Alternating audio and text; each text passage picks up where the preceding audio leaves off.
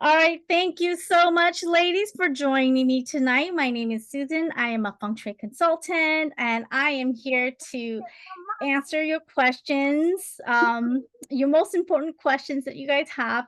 And I kind of like how it's a smaller group, so we can be more intimate. I can answer all your questions. So, a little bit about me is I am a feng shui consultant, and um, I got into feng shui because I moved into this new house. I had a lot of challenges once I moved into this house, and it's very tough. It was tough, and I have always believed in feng shui, but I didn't like really understood and delve deep into what feng shui really is, and so I did all my normal stuff, which is cleansing. I did my blessings. We moved into the house with happy events, and we're all happy and excited about moving into the house, but nothing worked. After once we're in the house, we started arguing, we started bickering, and voices just started to get louder and louder and louder, and I just couldn't understand.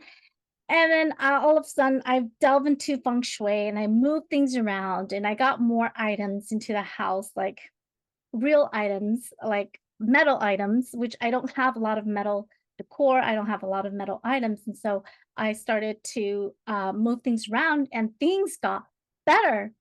And so that's when that aha moment, that big shift of my house, I've delve into it. I've practiced it. I've always want to share it with everybody else, with feng shui and the things that I do and how I practice. So again, like I said, this is an intimate questions. So I can go ahead and now open up the floor to see if you guys have questions. Joanne, does feng shui help with spiritual energies? Yes, it does. Joanne. Yes, it does help with spiritual energy. So, if you were to move to the west side of your house this year, that is intuition, that is mindset, that is relationship. That can also tap into your spiritual energy in the west direction. So, it gives you like not just spiritual energy, but like more intuition, better intuition and stuff. But with feng shui, there are good days and bad days, good months and good months. So you're gonna have to really um be on top of it. But in the overall general for 2025, the West should be a better direction to face and to hang out with for to have better spiritual energy, better intuition. She told me I have something in my home that I need to get rid of. I still don't know if it's know what it is or how to determine what it is. Oh, okay. Joanne, what is that? Is she more like a psychic or medium? Is that does it sound like that? Sorry. No, what happened, Susan, thank you so much. No, there was a lot of negativity going on, like really super hostile energy. And so she was praying with me during that time. And she told me specifically that she was getting the message that it was something in the home that needed to be removed. And I mean, I do have older things like antique things and stuff. Like a lot of the things that I have are secondhand or, so it's really hard for me to know if it's something like that. And so I still don't know. And I don't know how would you pinpoint something like that? Would you have any idea on that? I don't know how to pinpoint because I'm not a psychic or a medium. Well, I don't think I am, but I have relatives who thinks I am. I don't think I am. But as for feng shui energy, that feng shui energy actually they do have directions for old antique things. They do have directions to support old things, but more specifically, ancestors. So to me, old things may signify ancestors. So there are some direction that increase the ancestral energy and there are some direction that decrease ancestral energy. So for your old things, Joanne, if you think that it's coming from your antique stuff, I may suggest you to move them to a direction or an area that doesn't increase that ancestral energy, that old energy that comes out. Okay. And Oh, so it doesn't have much to do with feng shui, but I can tell you this. I am a big fan of salt cure. I don't know, have you guys have heard of anything about salt cures? You have, Shelly. Do you have some in your home? Yes, you do. Yes. Okay. So, Joanne, salt cure is basically a glass jar like this that has uh coarse salt, some metal elements, and water. So what that does, it's basically you're creating something like a holy water in this glass jar. And that signify that right there is supposed to capture and absorb all the negative energy that is within that area or within that room. So Joanne, I will message you or send you a copy of how to put together the salt care jar because I have a friend of mine, a relative of mine came over to my house one day, and then she didn't tell me about this until she left. So she came and walked into my house, and she felt like something pulling her back and up. And so when she looked back and up, she saw my salt cure jar.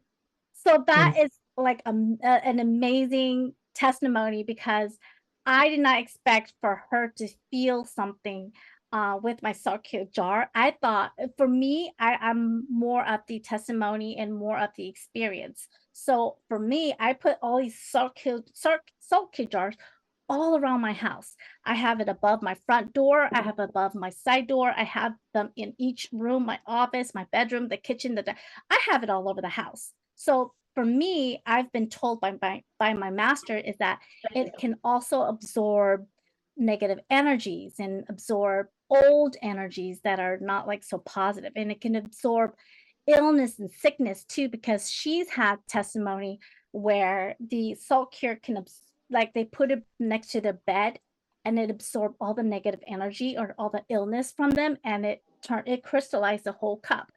And then they feel better the next day. So she's had those kind of testimony. I haven't.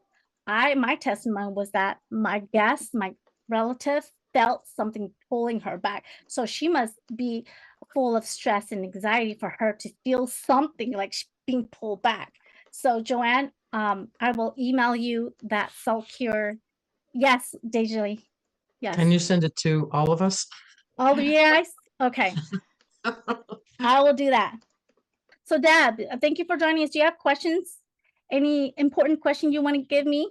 Well, is there a calculator that you're using for determining the specific animal and this? I mean, obviously, I know I was born the year of the snake, but what are you using to determine the more specific, like wood or? I use the Chinese calendar, astrology calendar, Mhm. given to me by my feng shui master, and then I use that to help direct and synchronize your energy based on your energy of the astrology energy of your home as well. I see. Okay. Mhm.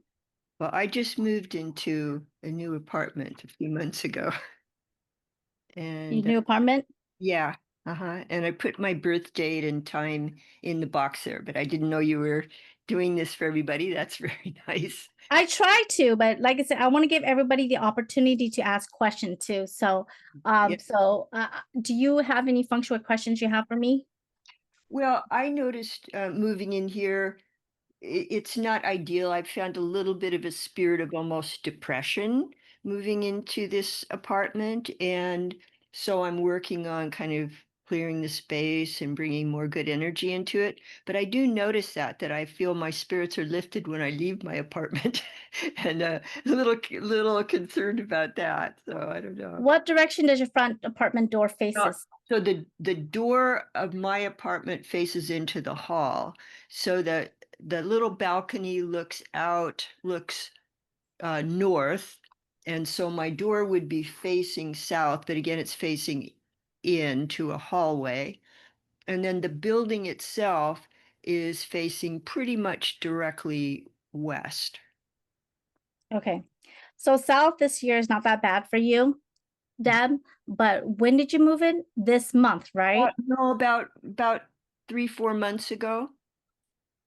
I think it was like in early May. Okay, so early May has more argument energy that you moved into at your front door, apartment front door. So when you move into your house, when there's more argument energy at the front door, then that means your house is, you're pushing all that argument energy into your apartment. So all the anxieties and you know, those kind of energy into your home. Not more, it's not more of depression. If it's more depression, then it could be, when did you move in again? Early May? I'd actually have to look to check to be sure, but I think let me just try to think. If it's before May 5th, it's more of the depression energy that If moved it's into. after May 5th, there's more depression energy. No, before May 5th, Before it's May more 5th. of the depression energy that moved into the I'll house. actually have to check it, but that seems much more the energy. I'm here alone, so if I don't have anyone to argue with. Oh, that's good. That's good, but that's yeah.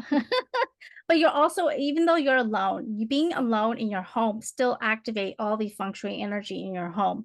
So it is important to find a good day, move-in date, to find the most auspicious and to bring in good energy into your home. So when I do that for clients, I look at the front door, I look at the time, I look at the building of your apartment.